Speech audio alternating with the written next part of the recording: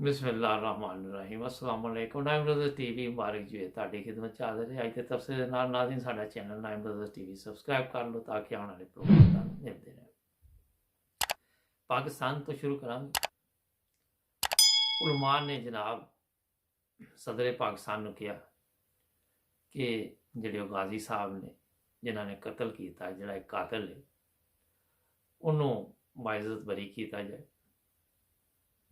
और जो मुल्क के ਇਹੋ ਜਿਹੇ गाजी है तो काजियां की जरूरत नहीं मेरे ख्याल च फजूल तो उन्होंने तनख्वाह दे रहे अदालत खोल के बैठे दे ये कई चीज़ा के उत्ते मैं अज नज़र तुहानू दिलवावांगा। पहली तो कि तुसी गौर करो पाकिस्तान के माशरे दे विच जिहड़े अवाम ने उन्होंने अपनी अदालतां लाइया दी ਉਹਦੇ 'ਚ ਤੁਸੀਂ ਦੇਖਦੇ ਹੋਵੋਗੇ ਸੜਕਾਂ ਦੇ ਉੱਤੇ ਤਸ਼ੱਦਦ ਮਾਰ ਕੁਟਾਈ ਕੋਈ ਗੱਡੀ ਕਿਸੇ 'ਚ ਵੱਜੇ ਉਹ ਕਮਜ਼ੋਰ ਹੈ ਜਿਹੜਾ ਤਾਕਤਵਰ ਹੈ ਉਹਨੂੰ ਉੱਥੇ ਮਾਰਨ ਡਿਆ ਕੋਈ ਚੋਰੀ ਕਰਦਾ ਦੁਕਾਨ ਤੋਂ ਫੜਿਆ ਜਾਏ ਉਹਨੂੰ ਉੱਥੇ ਦੁਕਾਨਦਾਰ ਮਾਰਨ ਡਿਆ ਚਾਹੇ ਉਹ ਔਰਤਾਂ ਨੇ ਚਾਹੇ ਬੰਦੇ ਨੇ। ਅਗਰ ਤੁਸੀਂ ਦੂਸਰੀ ਤਰਫ ਦੇਖੋ ਤੇ ਕਿਸੇ ਨੂੰ ਵੀ ये एहसास नहीं कि कोई कवानीन ने कोई सानू पूछेगा जिहड़ा ताकतवर उहदी मैं गल कर रहा उदों शौर ही नहीं है इन्हां चीज़ों का। जिथे तक उलमा दा तलक है मैं कल भी कहा सी कि बेशुमार गलत काम उत्थे लोग करते हैं कभी उलमा ने इकट्ठे होके कोई बयान ये तो नहीं दिता कि यह जिहा काम नहीं होना चाहिए मगर जिथे देखते ने कि असी फितना अच्छे तरीके ना पा सकने उत्थे इकट्ठे हो जाते और कभी सदर पाकिस्तान नो कभी वजीर आजम नो बड़ा मुख्तलिफ जिहड़े जिम्मेदार लोग ने उन्होंने उन्होंने प्रेशर पाते हैं जिहदी वजह तो अज तक पाकिस्तान के जिहड़े कवानीन ने ना उन्होंने ठीक तरह अमल होया और ना करन देंदे ने। एक तरफ इन्होंने ऐसे ऐसे कवानीन बनाए दे ने जिहड़े ज़ियाउल हक के दौर दे ने कि जिहड़े लोग सही मुसलमान ने मसलन अहमदी ने उन्हां उत्ते गलत परचे दर्ज करवाते हैं उत्थे उलमा इकट्ठे हो जाते हैं कि इहदे उत्ते परचा दर्ज करो भावें झूठ ही होए। इंसाफ का कोई म्यार नहीं है किसी को ये पता नहीं कि इस्लामी तालीम की और मजहब के नाम के उत्ते लोगों के नाल जुल्म किया जाता माशरा इन्ना क खराब हो चुका कि घर के जिहड़े मुलाजम ने बच्चियां ने बच्चे ने उन्हां ते तशद्दद किया जाता उन्हां दे नाल ऐसा सलूक किया जाता जिहड़ा तुसीं सोच भी नहीं सकते। इक्का दुक्का केस बाहर आ जाते हैं बाकी दे घरां दे विच की हुंदा वो बच्चियां और बच्चे ही जानते जिहड़े उन्हां ते जुल्म होंदे ने। कदी उलमा ने आके कोई बयानिया जारी नहीं किया कि यह भी जुल्म आए दिन तुसीं देखो बेशुमार बच्चे ने जिहड़े स्कूल नहीं गए उन्होंने छोटी उम्र के मजदूरी करनी पई क्योंकि घर के हालात ठीक नहीं सी। कभी किसी मौलवी ने आके ये तो नहीं कहा कि बच्चे जिहड़े ने कौम का सरमाया इन्हों स्कूल जाना चाहिए असी इन्हों के अखराजात उठाने यह जे वाकयात तुसीं नहीं सुनोगे मगर जे कोई नेकी का काम करन भी लगे मसलन अहमदी ने उन्होंने उत्ते फिर वही गल आ जाती है कि परेशान किया जाता उन्होंने कोई तरीका हर बार ढूंढते रहते हैं कि असी जरा पाकिस्तान के लोग रह रहे हैं उन्हों जीना हराम कर छड़िए। बेशुमार लोग मुल्क भी छड़ जाते हैं बाहर आ जाते हैं मगर क्योंकि तल्लक वास्ता पाकिस्तान नाल ਉੱਥੇ ਜਿੰਨੀ ਦੇਰ ਤੱਕ ਐਸੇ ਜਿਹੜੇ ਗੈਰ ਜ਼ਰੂਰੀ ਕਵਾਨੀਨ ਬਣੇ ਦੇ ਨੇ ਉਹ ਖਤਮ ਨਹੀਂ ਕੀਤੇ ਜਾਣਗੇ, ਪਾਕਿਸਤਾਨ ਦੇ ਵਿੱਚ ਜਿਹੜੇ ਲੋਕ ਰਹਿਣ ਵਾਲੇ ਨੇ ਉਹਨਾਂ ਲਈ ਦਿਨ ਬ ਦਿਨ ਮੁਸ਼ਕਿਲਾਤ ਵੱਧਦੀਆਂ ਜਾਣਗੀਆਂ। ਉਹ ਜਿਹੜੀਆਂ ਤਕਲੀਫ ਨੇ, ਇੱਕ ਕਾਤਲ ਦੇ ਲਈ ਮੌਲਵੀ ਇਕੱਠੇ ਹੋ ਸਕਦੇ ਨੇ, ਅਹਿਮਦੀਆਂ ਦੇ ਖਿਲਾਫ ਕੋਈ ਪ੍ਰੋਪਗੈਂਡਾ ਕਰਨਾ ਹੈ ਤੇ ਉੱਥੇ ਵੀ ਇਕੱਠੇ ਹੋ ਸਕਦੇ, ਮਗਰ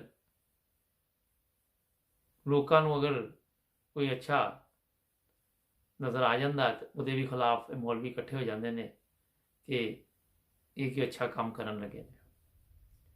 ਇੱਕ ਐਸੀ ਦੁਕਾਨਦਾਰੀ ਸਜਾਈ ਦੀ ਇਹਨਾਂ ਨੇ ਜਿਹਦੇ 'ਚ ਕਹਿੰਦੇ ਕਿ ਸਿਰਫ ਸਾਨੂੰ ਮੁਨਾਫਾ ਹੋਏ ਔਰ ਝੂਠ ਦੇ ਉੱਤੇ ਸਿਰਫ।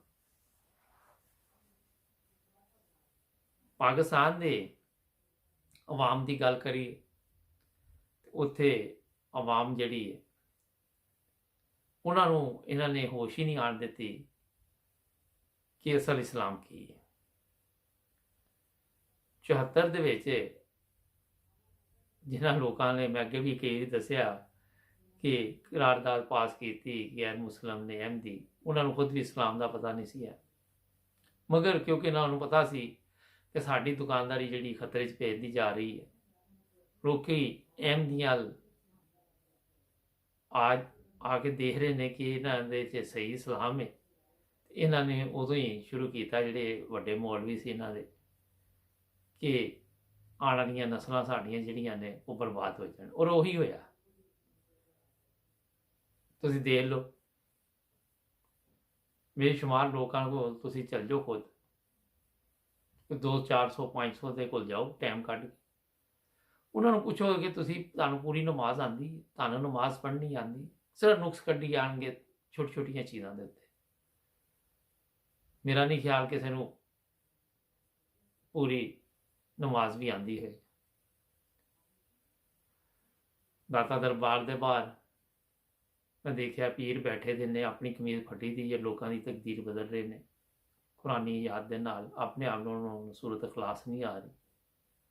ਜਿਸ ਮਾਸ਼ਰੇ ਦਾ ਇਹ ਹਾਲਤ ਹੋਏ, ਹਰ ਬੰਦੇ ਨੂੰ ਇਹ ਸਿਰਫ ਸੋਚਣ ਦਾ ਹੋਏ ਕਿ ਮੈਂ ਜਿਵੇਂ ਮਰਜ਼ੀ ਕਰਾਂ, ਲੇਕਿਨ ਮੇਰੇ ਕੋ ਪੈਸੇ ਆਣੇ ਚਾਹੀਦੇ, ਚਾਹੇ ਮੈਂ ਗਲਤ ਕੰਮ ਕਰਾਂ ਜਾਂ ਠੀਕ ਕਰਾਂ, ਚਾਹੇ ਮੈਂ ਖੋਤੇ ਦਾ ਗੋਸ਼ਤ ਵੇਚਾਂ। ਹੁਣ ਅਗਲੇ ਦਿਨ 6 ਮਣ ਖੋਤੇ ਦਾ ਗੋਸ਼ਤ ਫੜਿਆ ਗਿਆ ਇਸਲਾਮਾਬਾਦ 'ਚੋਂ, ਮੇਰਾ ਖਿਆਲ ਹੋਟਲਾਂ ਦੇ ਵਿੱਚ ਸਪਲਾਈ ਹੋਣਾ ਸੀ।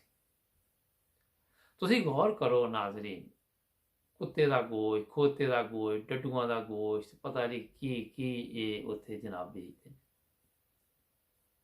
ਕਿਸੇ ਨੂੰ ਇਸਲਾਮ ਦੀ ਉਸ ਟਾਈਮ ਫਿਕਰ ਨਹੀਂ ਆਉਂਦੀ, ਕਿਸੇ ਦਾ ਇਸਲਾਮ ਖਤਰੇ 'ਚ ਨਹੀਂ ਪੈਂਦਾ, ਔਰ ਉਹਦੇ ਖਿਲਾਫ ਕਦੀ ਕਿਸੇ ਮੌਲਵੀ ਨੇ ਬਿਆਨ ਵੀ ਨਹੀਂ ਦਿੱਤਾ। ਜ਼ਰੂਰਤ ਨਹੀਂ ਹੈ, ਉੱਥੇ ਉਹਨਾਂ ਨੂੰ ਪਤਾ ਕਿ ਇੱਥੇ ਸਾਡਾ ਕੋਈ ਮਫਾਦ ਨਹੀਂ ਹੈ, ਸਾਡੀ ਦੁਕਾਨਦਾਰੀ ਦਾ ਤਲਕ ਇੱਥੇ ਕੋਈ ਨਹੀਂ ਹੈ। ਔਰ ਇਹ ਚੀਜ਼ਾਂ ਜਿਹੜੀਆਂ ਨੇ ਤੁਸੀਂ ਦਿਨ ਬ ਦਿਨ ਦੇਖੋਗੇ ਪਾਕਿਸਤਾਨ 'ਚ ਵੱਧਦੀਆਂ ਜਾ ਰਹੀਆਂ। 2 ਬੰਦੇ ਫੜ ਲਏ ਜੀ, ਇੰਨਾ ਗੋਸ਼ਤ ਫੜਿਆ ਗਿਆ, 2 ਬੰਦਿਆਂ ਨੂੰ 2 ਸਾਲ ਜੇਲ੍ਹ ਚਲ ਜਾਣਗੇ, ਹੋਰ 2 ਆ ਜਾਣਗੇ, 10 ਆ ਜਾਣਗੇ। ਇਹਦੇ ਵਿੱਚ ਜਿਹੜੇ ਕੇਸ ਨੇ ਜਿਹੜੇ ਫੜੇ ਜਾਂਦੇ ਨੇ ਨਾ, ਇੱਕਾ ਦੁੱਕਾ ਬੇਸ਼ੁਮਾਰ ਕੇਸ ਨੇ ਜਿਹੜੇ ਉਹ ਫੜੇ ਨਹੀਂ ਜਾਂਦੇ। ਉਹ ਵੀ ਸੋਸ਼ਲ ਮੀਡੀਆ, ਦੂਸਰੇ ਤਰੀਕੇ ਹੁਣ ਹੈਗੇ ਨੇ ਜਿਹਦੀ ਵਜ੍ਹਾ ਤੋਂ ਇਹਨਾਂ ਨੂੰ ਉਹ ਕਰਨਾ ਪੈਂਦਾ, ਵਰਨਾ ਉਹ ਵੀ ਫੜੇ ਨਾ ਜਾਣ, ਕਿਉਂਕਿ ਮੇਲ ਮਿਲਾਪ ਕਰਕੇ ਸਾਰੇ ਕੰਮ ਹੋਏ ਹੁੰਦੇ ਨੇ, ਸਭ ਨੂੰ ਪਤਾ ਹੁੰਦਾ ਕੀ ਹੋ ਰਿਹਾ ਤੇ ਕੀ ਨਹੀਂ ਹੋ ਰਿਹਾ। ਲੇਕਿਨ ਜਦੋਂ ਹੀ ਤੁਸੀਂ ਦੇਖਦੇ ਜੇ ਕਿ ਕੋਈ ਅੱਛਾ ਕੰਮ ਪਾਕਿਸਤਾਨ 'ਚ MTA ਮੈਂ ਲਾ ਲੈਂਦਾ, ਫਰਜ਼ ਕਰੋ ਉਹਦੇ ਉੱਤੇ ਦੱਸ ਰਹੇ ਨੇ ਕਿ ਹੈ ਇਸਲਾਮੀ ਤਾਲੀਮ ਹੈ, ਇਹਨਾਂ ਨੂੰ ਫੌਰਨ ਫਿਕਰ ਪੈ ਗਿਆ ਕਿ ਲੋਕਾਂ ਨੂੰ ਅਕਲ ਨਾ ਆ ਜਾਏ। ਇਹਨਾਂ ਨੇ ਫੌਰੀ ਤੌਰ 'ਤੇ ਦਰਖਾਸਤ ਦਿੱਤੀ। ਨੋਰਮਲ ਅਦਾਲਤ ਦੇ ਵਿੱਚ ਕੇਸ ਸੀ, ਵੇਟ ਕਰਨਾ ਚਾਹੀਦਾ ਸੀ, ਦੋਨਾਂ ਪਾਰਟੀਆਂ ਦੀ ਗੱਲਬਾਤ ਸੁਣਨੀ ਚਾਹੀਦੀ ਸੀ, ਚੈਨਲ ਨੂੰ ਚੈੱਕ ਕਰਨਾ ਚਾਹੀਦਾ ਸੀ, ਮਗਰ ਜ਼ਰੂਰਤ ਨਹੀਂ ਇਹਦੀ ਸਮਝੀ ਗਈ, ਕਿਉਂਕਿ ਹਰ ਜਗ੍ਹਾ ਦੇ ਉੱਤੇ ਮੌਲਵੀ ਜਦੋਂ ਇਕੱਠੇ ਹੋ ਕੇ ਪ੍ਰੈਸ਼ਰ ਪਾਉਂਦੇ ਨੇ, ਕਿਸੇ ਜਗ੍ਹਾ 'ਤੇ ਪ੍ਰੈਸ਼ਰ ਜਿਹੜਾ ਬਰਦਾਸ਼ਤ ਨਹੀਂ ਹੁਕੂਮਤ ਕਰਦੀ।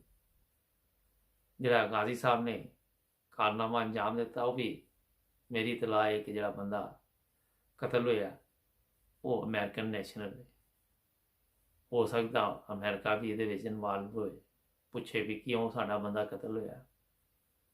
ਅਗਰ ਇਹ ਅਮਰੀਕਨ ਨੈਸ਼ਨਲ ਹੋਇਆ ਵਾਲਾ ਮੈਨੂੰ ਇਹ ਇਤਲਾਹ ਹੈ, ਕਿਉਂਕਿ ਜਦੋਂ ਵੀ ਕੋਈ ਯੂਰਪੀਅਨ ਜਾਂ ਅਮਰੀਕਨ ਕਤਲ ਹੋਏਗਾ ਤੇ ਉਸ ਮੁਲਕ ਨੂੰ ਇਹ ਜਵਾਬ ਦੇ ਪਾਕਿਸਤਾਨ ਦੀ ਗੌਰਮੈਂਟ ਨੇ। ਆਉਣ ਵਾਲੇ ਦਿਨਾਂ 'ਚ ਇਹਦੇ ਬਾਰੇ 'ਚ ਵੀ ਬਿਲਕੁਲ ਪਤਾ ਕਰਾਂਗੇ ਕਿ ਕੀ ਮਸਲਾ ਹੈ ਸਹੀ ਤਰ੍ਹਾਂ। ਨਾਜ਼ਰੀਨ, ਮੈਂ ਰੋਜ਼ਾਨਾ ਤਬਸਰਾ ਕਰਨ ਦਾ ਮਕਸਦ ਇਹ ਹੁੰਦਾ ਕਿ ਇਹ ਸਾਡਾ ਪ੍ਰੋਗਰਾਮ ਸਿਰਫ ਅਹਿਮਦੀ ਨਹੀਂ, ਗੈਰ ਅਹਿਮਦੀ ਵੀ ਦੇਖਦੇ ਨੇ। ਹੋ ਸਕਦਾ ਉਹਨਾਂ ਦੇ ਵਿੱਚੋਂ ਕਿਸੇ ਦੀ ਸਮਝ 'ਚ ਗੱਲ ਆ ਜਾਵੇ, ਹੋ ਸਕਦਾ ਉਹਨਾਂ ਨੂੰ ਇਹ ਸਮਝ ਆ ਜਾਵੇ ਕਿ ਜਿਹੜੇ ਉਲਮਾ ਨੇ ਇਹ ਗਲਤ ਇਸਲਾਮ ਪੇਸ਼ ਕਰ ਰਹੇ ਨੇ, ਇਹ ਨਬੀ ਪਾਕ ਸੱਲੱਲਾਹੁ ਅਲੈहि ਵਸੱਲਮ ਦਾ ਇਸਲਾਮ ਨਹੀਂ ਹੈ। ਨਬੀ ਪਾਕ ਸੱਲੱਲਾਹੁ ਅਲੈहि ਵਸੱਲਮ ਦਾ ਇਸਲਾਮ ਤੇ ਕਤਲ ਦੀ ਇਜਾਜ਼ਤ ਨਹੀਂ ਦਿੰਦਾ, ਉਹ ਤੇ ਪਿਆਰ, ਮੁਹੱਬਤ, ਭਾਈਚਾਰੇ ਦੀ ਇਜਾਜ਼ਤ ਦਿੰਦਾ। ਤੁਸੀਂ ਗੌਰ ਕਰੋ ਕਿ ਇਸਲਾਮ ਦੇ ਲਈ ਜਿੰਨੀਆਂ ਕੁਰਬਾਨੀਆਂ ਨਬੀ ਪਾਕ ਸੱਲੱਲਾਹੁ ਅਲੈहि ਵਸੱਲਮ ਨੇ ਜਾਂ ਸਹਾਬਾ ਨੇ ਦਿੱਤੀਆਂ, ਜ਼ਾਹਰ ਹੈ ਜਿੰਨੇ ਵੀ ਸਹਾਬਾ ਮੁਸਲਮਾਨ ਹੋਏ ਉਹਨਾਂ ਦੇ ਪਹਿਲੇ ਕੋਈ ਹੋਰ ਹੀ ਮਜ਼ਹਬ ਨਾਲ ਤਅਲਕ ਹੋਏਗਾ ਨਾ। ਜਿੰਨੀ ਦੇਰ ਤੱਕ ਤੁਸੀਂ ਸਹੀ ਇਸਲਾਮ ਪੇਸ਼ ਨਹੀਂ ਕਰੋਗੇ ਜਿਹੜਾ ਜਮਾਤ ਅਹਿਮਦੀਆ ਕਰਦੀ ਹੈ, ਉਨੀ ਦੇਰ ਤੱਕ ਇਸਲਾਮ ਤਰੱਕੀ ਨਹੀਂ ਕਰ ਸਕਦਾ। ਲੋਕਾਂ ਨੂੰ ਇਸਲਾਮ ਦੀ ਸਮਝ ਨਹੀਂ ਆ ਸਕਦੀ। ਜਿਹੜਾ ਮੌਲਵੀ ਇਸਲਾਮ ਪੇਸ਼ ਕਰਦੇ ਨੇ, ਕਤਲ ਕਰੋ, ਲੁੱਟਮਾਰ ਕਰੋ, ਦੁਕਾਨਾਂ ਜਾ ਲਾ ਦਿਓ, ਇਹ ਪਤਾ ਨਹੀਂ ਕਿੱਥੋਂ ਇਹਨਾਂ ਨੇ ਕੱਢ ਲਿਆ। ਹਰ ਉਹ ਸ਼ੈਤਾਨੀ ਕੰਮ ਦੱਸਣਗੇ ਜਿਹਦੀ ਇਸਲਾਮ 'ਚ ਇਜਾਜ਼ਤ ਨਹੀਂ ਹੈ। ਮਗਰ ਕਿਉਂਕਿ ਆਵਾਮ ਜਿਹੜੀ ਹੈ, ਕੌਮ ਜਿਹੜੀ ਹੈ, ਉਹ ਵੀ ਸੁਮਨ ਬੁਕਮਨ ਉਮਯਨ ਫਾਹਮ ਹੈ, ਔਰ ਉਹਨਾਂ ਨੂੰ ਸਮਝ ਨਹੀਂ ਆ ਰਹੀ ਹੁਣ, ਕਿਉਂਕਿ ਉਹਨਾਂ ਨੂੰ ਬਚਪਨ ਤੋਂ ਹੀ ਉਹਨਾਂ ਦਾ ਬ੍ਰੇਨ ਵਾਸ਼ ਕੀਤਾ ਜਾਂਦਾ। 5-4 ਸਾਲ ਦੀ ਉਮਰ 'ਚ ਹੀ ਬੱਚਿਆਂ ਨੂੰ ਗਲਤ ਦੱਸਿਆ ਜਾਂਦਾ। ਉਹ ਕਿਸ ਤਰ੍ਹਾਂ ਵੱਡੇ ਹੋ ਕੇ ਫਿਰ ਬੱਚੇ ਜਿਹੜੇ ਨੇ ਉਹ ਸਹੀ ਨੂੰ ਸਹੀ ਕਹਿਣਗੇ। ਨਾਜ਼ਰੀਨ, ਪਾਕਿਸਤਾਨ ਇੱਕ ਜ਼ਬਰਦਸਤ ਮੁਲਕ ਹੈ, ਮਗਰ ਉਹਦੇ ਵਿੱਚ ਰਹਿਣ ਵਾਲੇ ਲੋਕਾਂ ਨੇ ਪਾਕਿਸਤਾਨ ਨੂੰ ਬਦਨਾਮ ਕੀਤਾ। ਕੋਈ ਕਸਰ ਨਹੀਂ ਛੱਡਦੇ, ਕੋਈ ਮੌਕਾ ਨਹੀਂ ਛੱਡਦੇ ਕਿ ਇੰਟਰਨੈਸ਼ਨਲ ਲੈਵਲ ਤੇ ਵੀ ਉਹਨਾਂ ਦੀ ਬਦਨਾਮੀ ਹੋਈ। ਸਾਡੇ ਪ੍ਰੋਗਰਾਮ ਦਾ ਟਾਈਮ ਖਤਮ ਹੋ ਰਿਹਾ ਹੈ। ਸਾਡਾ ਚੈਨਲ ਸਬਸਕ੍ਰਾਈਬ ਕਰੋ। ਕੱਲ ਫਿਰ ਮਿਲਾਂਗੇ। ਜੁੜ ਜਾਓ 9 ਬ੍ਰਦਰਜ਼ ਟੀਵੀ ਦੇ ਨਾਲ। ਅੱਲਾਹ ਹਾਫਿਜ਼।